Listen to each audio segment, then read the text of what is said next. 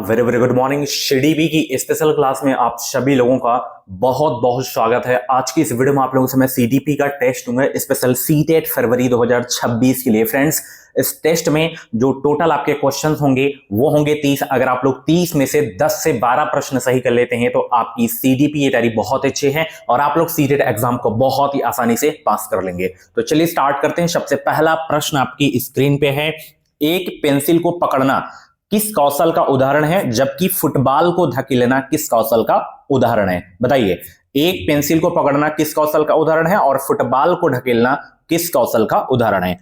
Good morning सभी को, good morning. आज थोड़ा सा क्लास लेट हो गई है, उसके लिए क्षमा चाहूंगा। चलिए, एक पेंसिल को पकड़ना जो है सूक्ष्म गतिक कौशल का उदाहरण है और जबकि फुटबॉल को ढकेलना जो है सकल गतिक कौशल का उदाहरण है। पहला ऑप्शन आपका यहां पे बिल्कुल करेक्ट हो जाएगा भाई। ठीक है, चलिए और भी क्लासेस आपको प्लेलिस्ट में मिल जाएंगी। नेक्स्ट क्वेश्चन, विकास के संदर्भ में निम्न में से कौन सा सही नहीं है? विकास एक अनिरंतर तरीके से होता है, बच्चों की विकास दर में विभिन्नताएं होती हैं, विकास प्रकृति और पालन पोषण के जटिल संपर्क का परिणाम है, विकास अपेक्षाकृत व्यवस्थित रूप से होता है। तो बताइए भाई, विकास के बारे में कौन सा यहां पे कथन आपका सही नहीं है?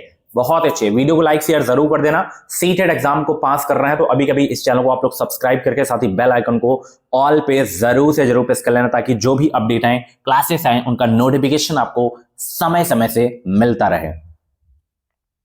बताइए सब लोग, विकास के संदर्भ में निम्न में से कौन सा सही नहीं है? बहुत अच्छे, तो ये सही है आपका, उसके बाद ये सही है, ये सही है, ये आपका नहीं सही है कि विकास एक अनिरंतर तरीके से होता है। ठीक है, अनिरंतर नहीं भाई, निरंतर तरीके से होता है। पहला ऑप्शन यहां पे आपका नहीं सही था। ठीक है, चलिए अगला प्रश्न यहां पे देख सकते हो, डैश और प्रारंभिक बाल्यावस्था के दौरान बच्चों के प्राथमिक समाजीकरण की संस्थाएं हैं। बहुत ही सरल प्रश्न है, बताइए क्या क्या प्रारंभिक बाल्यावस्था के दौरान बच्चों के प्राथमिक समाजीकरण की संस्थाएं हैं? सभी का सही उत्तर आना चाहिए। धार्मिक संस्थाएं और कानून, आस पड़ोस और सामाजिक नीतियां, प्रिंट मुद्रक मीडिया और विद्यालय, परिवार और आस पड़ोस। तो देखिए, परिवार और आस पड़ोस ये जो है प्रारंभिक बाल्यावस्था के दौरान बच्चों के प्राथमिक समाजीकरण की संस्थाएं हैं। सबसे पहला तो परिवार होगा, फिर आस पड़ोस हो जाएगा। ठीक है, चौथा ऑप्शन बिल्कुल करेक्ट हो जाएगा।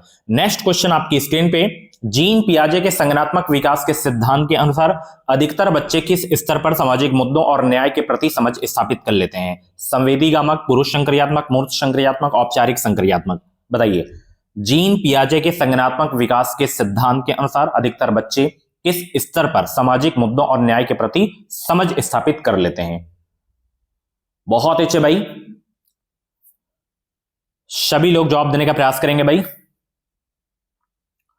तो यहां पे औपचारिक संक्रियात्मक हो जाएगा। ठीक है, चौथा ऑप्शन बिल्कुल करेक्ट हो जाएगा। अगला प्रश्न आपकी स्क्रीन पे, एक विद्यार्थी निरीक्षण करता है कि छड़ ए छड़ बी से लंबी है तथा छड़ बी छड़ सी से लंबी है। इस निरीक्षण के आधार पर विद्यार्थी यह निष्कर्ष निकालता है कि छड़ ए छड़ सी से लंबी है, परंतु जब यही समस्या उससे मौखिक रूप से पूछी जाती है तो वही सही निष्कर्ष नहीं निकाल पाता। पियाजे के सिद्धांत के अनुसार विद्यार्थी संज्ञानात्मक विकास की जो है किस अवस्था में है? बताइए, मूर्त संक्रियात्मक अवस्था, औपचारिक संक्रियात्मक अवस्था, संवेदीगामक अवस्था, पूर्व संक्रियात्मक अवस्था।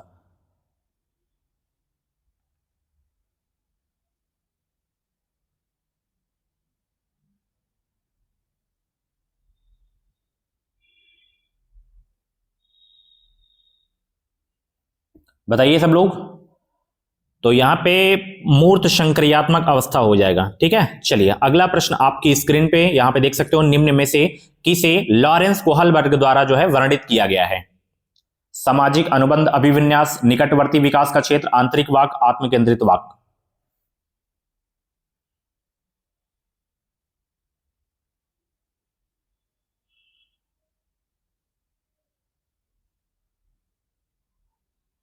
बताइए, निम्न में से किसे लॉरेंस कोहलबर्ग द्वारा जो है वर्णित किया गया है यहां पे? तो सामाजिक अनुबंध अभिविन्यास ये जो है लॉरेंस कोहलबर्ग द्वारा वर्णित किया गया है। पहला ऑप्शन बिल्कुल आपका करेक्ट हो जाएगा। अगला प्रश्न आपकी स्क्रीन पे, राजेश तीसरी कक्षा का विद्यार्थी एक समस्या का समाधान खोजने में जूझ रहा था। यह देखकर उसकी अध्यापिका ने उसे कुछ संकेत दिए जिसके आधार पर वह समस्या का समाधान कर पाया। लेवाइगोस्की की शब्दावली में अध्यापिका ने पाठ प्रदान करके राजेश को क्या पाने में मदद की? स्वकेंद्रिता, अपरिवर्तनीय सोच, समीपस्थ विकास का क्षेत्र, जैविक परिपक्वता। बहुत अच्छे भाई, 7 का जवाब देने का प्रयास करेंगे सब लोग। Good morning. और भी क्लासेस आपको प्लेलिस्ट में मिल जाएंगे, तो एक बार प्लेलिस्ट आप जरूर से जरूर चेक कर लेना। तो यहां पे समीपस्थ विकास का जो है क्षेत्र हो जाएगा। ठीक है, चलिए अगला प्रश्न 8वां का जवाब देंगे। निम्नलिखित में से किस सिद्धांतकारी ने अधिगम के संदर्भ में सामाजिक संरचनावाद पर जोर दिया है? B.F. Skinner, Lawrence Kohlberg, Vygotsky, Sigmund Freud. बताइए, निम्नलिखित में से किस सिद्धांतकारी ने अधिगम के संदर्भ में सामाजिक संरचनावाद पर जोर दिया है? 8वां का जवाब दीजिए सब लोग। निम्नलिखित में से किस सिद्धांतकारी ने अधिगम के संदर्भ में सामाजिक संरचनावाद पर जोर दिया है? लेवाइगोस्की। ठीक है, यहां पे तीसरा ऑप्शन बिल्कुल करेक्ट हो जाएगा। अगला प्रश्न आपकी स्क्रीन पे, करके सीखना, खोजी अधिगम और सहभागी अधिगम किस कक्षा की विशेषताएं हैं? व्यवहारवादी कक्षा की विशेषताएं हैं, प्रगतिशील कक्षा की विशेषताएं हैं, अध्यापक केंद्रित या निष्क्रिय? टैग वर्ड की सहायता से आप इस प्रश्न को सॉल्व करना। बताइए सब लोग। देखिए, निष्क्रिय होगा नहीं, अध्यापक केंद्रित होगा नहीं, व्यवहारवादी होगा नहीं, तो प्रगतिशील कक्षा की विशेषताएं हैं, करके सीखना, खोजी अधिगम। और ये क्वेश्चन बहुत बार सीटेट में भाई पूछा जा चुका है। ठीक है, चलिए अगला प्रश्न आपकी स्क्रीन पे, राधिका एक खिलाड़ी होने के साथ साथ एक अच्छी नृत्यांगना भी है। हार्वर्ड गार्डनर के अनुसार उसके पास किस प्रकार की बुद्धि है? अंतःवैयक्तिक, भाषाई, शारीरिक गति संवेदी या संगीतात्मक? बहुत ही अच्छे। राधिका एक खिलाड़ी होने के साथ साथ एक अच्छी नृत्यांगना भी है। हार्वर्ड गार्डनर के अनुसार उसके पास जो है किस प्रकार की बुद्धि है? शारीरिक गतिक संवेदी। ठीक है, यहां पे तीसरा ऑप्शन बिल्कुल आपका करेक्ट हो जाएगा। ठीक है, चलिए अगला प्रश्न 11 का जवाब देने का प्रयास करेंगे। एनईपी 2020 के अनुसार प्राथमिक स्तर तक के बच्चों की शिक्षा के लिए किसको प्राथमिकता दी जानी चाहिए? मातृभाषा, विदेशी भाषा, अंग्रेजी भाषा या केवल सांकेतिक भाषा? बहुत ही सरल प्रश्न है। इस प्रश्न का उत्तर सभी का सही आना चाहिए। मैंने आपको पहले भी बताया था, जो बच्चा स्कूल में स्टार्टिंग में आता है तो उसको हमेशा मातृभाषा में ही आपको शिक्षा देनी है। तो यहां पे पहला ऑप्शन बिल्कुल करेक्ट हो जाएगा कि एनईपी 2020 के अनुसार प्राथमिक स्तर तक के बच्चों की शिक्षा के लिए जो है मातृभाषा को ही प्राथमिकता देनी चाहिए, 1 to 5 के लिए। ठीक है, स्पेशल मातृभाषा में ही शिक्षा आपको देना है। अगला प्रश्न, निम्नलिखित में से कौन सा कथन लिंग रूढ़िवादिता को दर्शाता है? बहुत ही इंपॉर्टेंट क्वेश्चन, बहुत ही सरल प्रश्न। बताइए, लड़कियां लड़कों की तरह ही शैक्षिक क्षेत्र में सक्षम हैं। लड़कियां हमेशा अच्छा व्यवहार करने वाली, कोमल और भावुक होती हैं। लड़के और लड़कियां दोनों खेलों में अच्छा करने की क्षमता है। लड़कियां लड़कों की ही तरह शिक्षा और परिवार दोनों को संभाल सकती हैं। बहुत अच्छे भाई। निम्नलिखित में से कौन सा कथन लिंग रूढ़िवादिता को दर्शाता है? ये वाला, लड़कियां हमेशा अच्छा व्यवहार करने वाली, कोमल और भावुक होती हैं। ठीक है, दूसरा ऑप्शन बिल्कुल आपका करेक्ट हो जाएगा। अगला प्रश्न यहां पे देख सकते हो, अभिकथन ए है और यहां पे कारण आर है। एक ऐसी कक्षा जिसमें विविध सामाजिक आर्थिक परिप्रेक्ष्यों से संबंधित विद्यार्थी हैं, वहां अध्यापिका को मानकीकृत पाठ्यक्रम के इस्तेमाल से बचना चाहिए। कारण आर है, बच्चे बहुत अच्छे से सीखते हैं जब वे बाह्य रूप से अभिप्रेरित हों। बताइए इसका करेक्ट आंसर क्या होगा भाई? बहुत अच्छे, 13 का जवाब देने का प्रयास करेंगे सब लोग। चलिए सभी लोग जवाब देने का प्रयास करेंगे।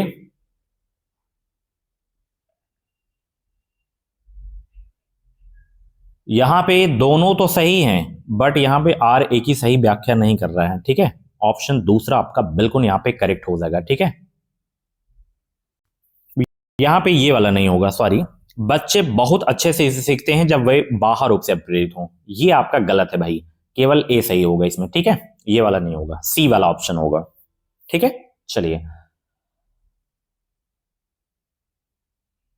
वहां पे आंतरिक अप्रेरणा होना चाहिए, बाहर नहीं। चलिए, शिक्षक द्वारा निम्न में से पूछा गया कौन सा प्रश्न बच्चों में सृजनात्मकता और समस्या समाधान कौशलों को बढ़ावा देता है? बताइए, शिक्षक द्वारा निम्न में से पूछा गया कौन सा प्रश्न बच्चों में सृजनात्मकता और समस्या समाधान कौशलों को बढ़ावा देता है? प्रदूषण क्या होता है? प्रदूषण किन कारणों से हो सकता है? प्रदूषण कितने प्रकार का होता है? अपने शहर में आप प्रदूषण पर नियंत्रण किस प्रकार कर सकते हैं?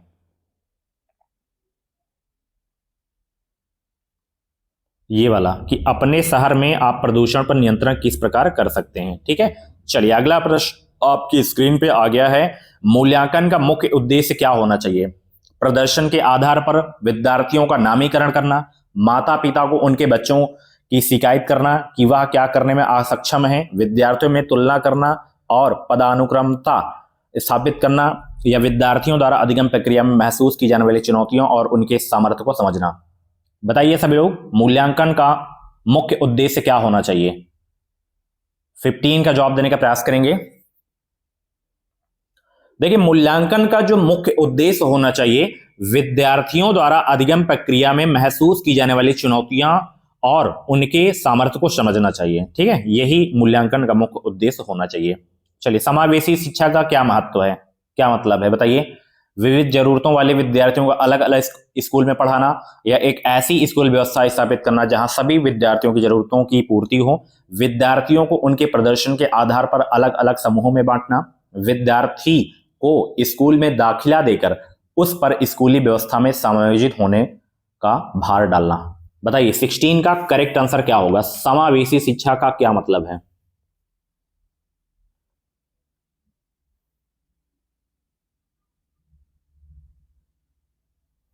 तो समावेशी शिक्षा का मतलब जो है, एक ऐसी स्कूल व्यवस्था स्थापित करना जहां सभी विद्यार्थियों की जरूरतें जो हैं पूरी हों।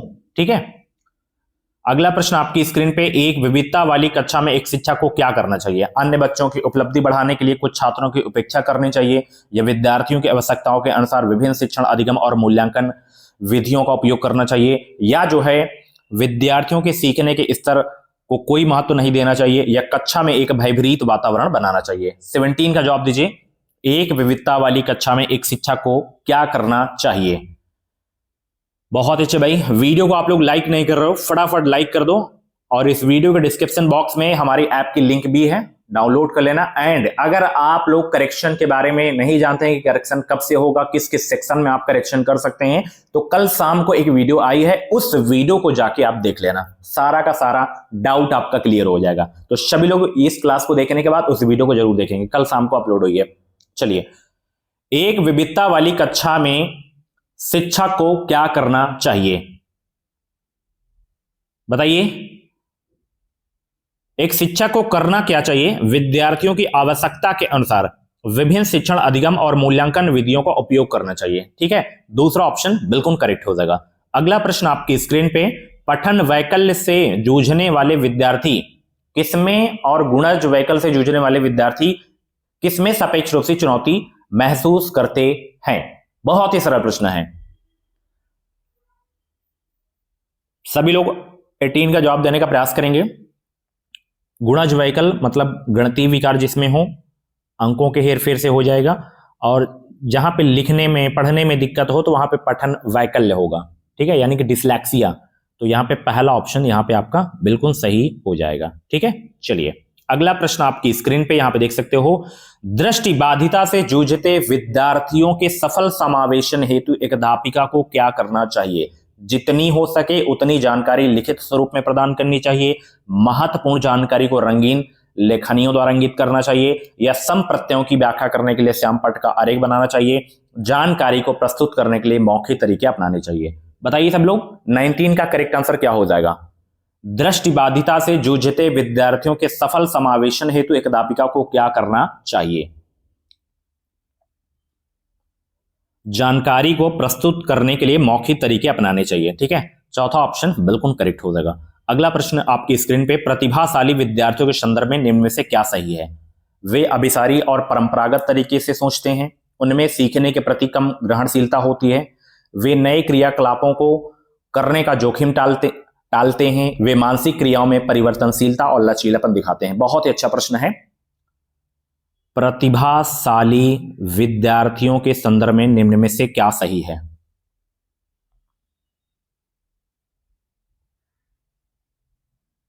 बहुत अच्छे भाई। वे मानसिक क्रियाओं में परिवर्तनशीलता और लचीलापन दिखाते हैं। ठीक है, चौथा ऑप्शन बिल्कुल करेक्ट हो जाएगा। 21 का जवाब दीजिए सब लोग। यहाँ पे अभिकथन और कारण वाला प्रश्न है, जवाब दीजिए सब लोग।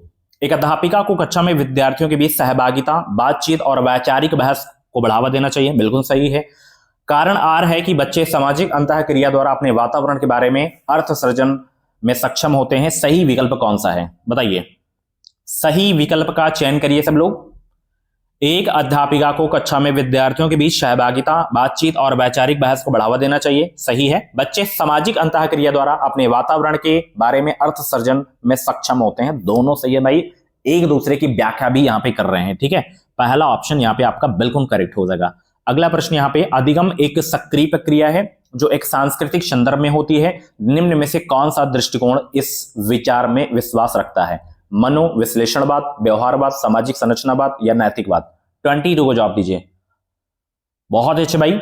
अधिगम एक सक्रिय प्रक्रिया है जो एक सांस्कृतिक संदर्भ में होती है। निम्न में से कौन सा दृष्टिकोण इस विचार में विश्वास रखता है? सामाजिक संरचनावाद। ठीक है, तीसरा ऑप्शन बिल्कुल करेक्ट हो जाएगा। अगला प्रश्न आपकी स्क्रीन पे, निम्न में से कौन सा एक नए संप्रत्यय के अधिगम को बढ़ावा देता है? बताइए, निम्न में से कौन सा एक नए संप्रत्यय के अधिगम को बढ़ावा देता है? नए ज्ञान को विद्यार्थियों के पूर्व ज्ञान से जोड़ना, नए ज्ञान को विद्यार्थियों के सामाजिक सांस्कृतिक संदर्भ से ना जोड़ना, विद्यार्थियों पर दबाव और असफलता का डर पैदा करना, विद्यार्थियों के बीच पारस्परिक संपर्क और सहभागिता पर रोक लगाना। बताइए, निम्न में से कौन सा एक नए संप्रत्यय के अधिगम को बढ़ावा देगा? बहुत अच्छे भाई, 23 का जवाब देने का प्रयास करेंगे सब लोग। कौन सा एक नए संप्रत्यय के अधिगम को बढ़ावा देता है? नए ज्ञान को विद्यार्थियों के पूर्व ज्ञान से जोड़ना। पहला ऑप्शन बिल्कुल करेक्ट होगा। अगला प्रश्न आपकी स्क्रीन पे, निम्न में से कौन सा उपागम ज्ञान निर्माण में विद्यार्थियों की सक्रिय भूमिका को कमतर रूप से दिखता है? कंठस्थ स्मरण, खोजी अधिगम, खोजबीन, अन्वेषण? बताइए सब लोग। 24 का करेक्ट आंसर क्या होगा भाई? कमत्तर मतलब निगेटिव, कंठस्थ स्मरण। ये क्वेश्चन मैं करवा भी चुका हूं पहले की क्लास में। ठीक है, चलिए अगला प्रश्न। रेणु हमेशा समस्या समाधान के विभिन्न पहलुओं पर विचार करके और अंत में कई सही समाधान ढूंढ लेती है। वह समस्या को हल करने के लिए किस प्रकार की सोच का उपयोग कर रही है? अपसारी, अभिसारी, आत्मकेंद्रित या अतार्किक? बताइए। सभी लोग 25 का जवाब देने का प्रयास करेंगे। रेणु हमेशा समस्या समाधान के विभिन्न पहलुओं पर विचार करके और अंत में कई सही समाधान ढूंढ लेती है। वह समस्या को हल करने के लिए किस प्रकार की सोच का उपयोग कर रही है? अपसारी। ठीक है, यहां पे पहला ऑप्शन बिल्कुल आपका करेक्ट हो जाएगा। चलिए अगला प्रश्न आपकी स्क्रीन पे यहां पे आ गया है। विद्यार्थियों द्वारा दी गई त्रुटियों से निपटने का सही तरीका क्या है? विद्यार्थियों को त्रुटियां करने के लिए दंडित करना, विद्यार्थियों को सीधे सही जवाब बता देना और उन्हें बार बार कॉपी में लिखने को देना, विद्यार्थियों को अपने सहपाठी का सही जवाब नकल करने को कहना, या अधिगम कमियों का विश्लेषण करना जिनकी वजह से त्रुटि हुई और विद्यार्थियों को तदनुसार सहायता प्रदान करना। 26 का जवाब दीजिए। दंडित नहीं करना है, बार बार कॉपी में लिखने के लिए नहीं कहना है, नकल करने के लिए नहीं करना है, अधिगम कमियों का विश्लेषण करना जिनकी वजह से त्रुटि हुई और विद्यार्थियों को तदनुसार सहायता प्रदान करना चाहिए। हमें यही होता है। ठीक है, त्रुटियों से निपटने का सही तरीका। चौथा ऑप्शन बिल्कुल करेक्ट हो जाएगा। चलिए अगला प्रश्न आपकी स्क्रीन पे। ऐसी स्थिति में जब परिणाम अनिश्चित है लेकिन ध्यान असफलता पर है, विद्यार्थी निम्न में से किस संवेग का अनुभव करेंगे? आनंद, दुश्चिंता, उम्मीद, बोरियत? चलिए 27 का जवाब दीजिए। ऐसी स्थिति में जब परिणाम अनिश्चित है लेकिन ध्यान असफलता पर है, विद्यार्थी निम्न में से किस संवेग का अनुभव करेंगे? दुश्चिंता का। ठीक है, दूसरा ऑप्शन बिल्कुल करेक्ट होगा। अगला प्रश्न। विद्यार्थियों को किस तरह के लक्ष्य निर्धारित करने के लिए प्रेरित करना चाहिए? महारत उन्मुखी, प्रदर्शन उन्मुखी, असफलता स्वीकार्य, महारत परिहारी? विद्यार्थियों को किस तरह के लक्ष्य निर्धारित करने के लिए प्रेरित करना चाहिए? महारत उन्मुखी। ठीक है, पहला ऑप्शन बिल्कुल करेक्ट हो जाएगा। चलिए, अपनी स्वयं की चिंतन प्रक्रिया को जांचने व मूल्यांकन करने और तदनुसार परिवर्तित करने की योग्यता क्या कहलाती है? प्रत्यय स्मरण, रटना, ध्यान, अभिसंज्ञान या परसंज्ञान? बताइए 29 का करेक्ट आंसर क्या होगा? अपनी स्वयं की चिंतन प्रक्रिया को जांचने, मूल्यांकन करने और तदनुसार परिवर्तित करने की योग्यता क्या कहलाती है? अधिसंज्ञान कहलाती है। ठीक है, चलिए लास्ट क्वेश्चन। प्राथमिक कक्षाओं में किसी संप्रत्यय को पढ़ाने के लिए निम्न में से विषय वस्तु प्रस्तुति का कौन सा क्रम सर्वाधिक उपयुक्त है? संकेत, मूर्त सामग्री, चित्र, चित्र मूर्त सामग्री, संकेत, मूर्त सामग्री, चित्र, संकेत, संकेत, चित्र, मूर्त सामग्री। तो सबसे अच्छा यहां पे आपका ये है, मूर्त सामग्री, चित्र, फिर संकेत देना है। ठीक है, तो ये थी आज की सीडीपी की क्लास। कैसी रही क्लास कमेंट बॉक्स में फीडबैक जरूर देना। 30 में से जितने भी क्वेश्चंस आपके करेक्ट हुए हो कमेंट बॉक्स में अपना रियल स्कोर जरूर बताना। वीडियो को लाइक करना, शेयर करना और ऐसे ही क्लासेस देखने के लिए अभी के अभी चैनल को सब्सक्राइब करके साथ ही बेल आइकन को ऑल पे जरूर प्रेस कर लेना। Thank you so much.